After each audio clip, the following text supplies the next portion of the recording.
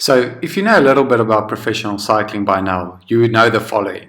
In most cases, a breakaway only survives because a peloton allows it. Other times, a peloton miscalculates their timing, or some teams hold back too many of their riders to save for the lead-out train for the final kilometers. In extraordinary cases, you then get a guy like Thomas de Gendt, who has extraordinary legs and simply holds off the bunch on a hard day. Take note, he is very analytic about which days he goes in the break and normally chooses to go in the breaks on days when the profile suits him or when there are no sprinters teams who want to control because they believe their sprinter won't make it to the line. However, on stage 18 of Giro d'Italia, it was a bit special.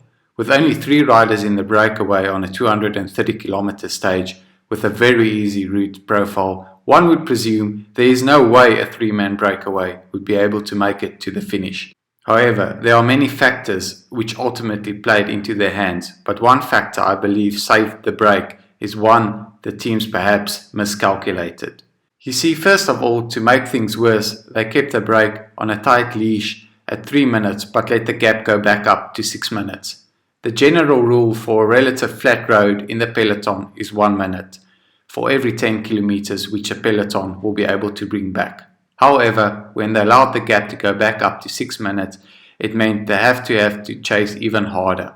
However, the main factor that played into the hands of the breakaway was the route profile. You see, the final 50 kilometers was slightly downhill with very little wind. As pointed out, Chima, Maestro and Dens averaged about 48.35 km per hour for the final 50 kilometers. To explain why the 1 minute rule gets thrown out of the window here, you have to understand the following. Well, first of all, when the break is moving at such high speed, the distance they travel is covered in a shorter time, meaning the peloton has less time as expected to bring back the breakaway. But you might ask, why was it so difficult for the bunch to really reel them in? Well, you see, when you're traveling at 20 kilometers an hour and they want to move up to 30 kilometers an hour, you would simply require, let's say, 100 watts. But when you're moving at 50 kilometers an hour and you want to move up to 60 kilometers an hour, you would need 200 watts. So ultimately, when you're moving at a higher speed, like the break was, more watts is needed to go 1 kilometer per hour faster as opposed to when you're moving at a much slower speed, like 30 kilometers on a flattish terrain. Also, take into account, when moving at such high speeds, wind resistance is quite high, so it gives the riders on the wheel very good recovery time as opposed to riding on a climb where there's much less benefit of riding in the slipstream. So this would have helped them stay away because although there were only 3 every time they made a turn, the rider on the wheel was able to recover much more than he would have been able to recover on a hilly course. So at the end of the day, speed and slightly downhill incline towards the finish line was the trio's friends.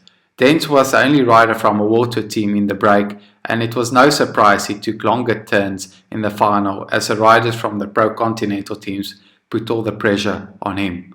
No surprise here. However, Dens perhaps played his cards too early, but Chima had amazing legs and managed to hold off the bunch gallop by a few centimeters.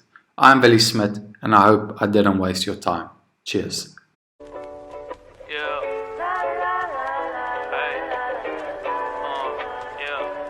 Thinking of you. Sweet life, that's right.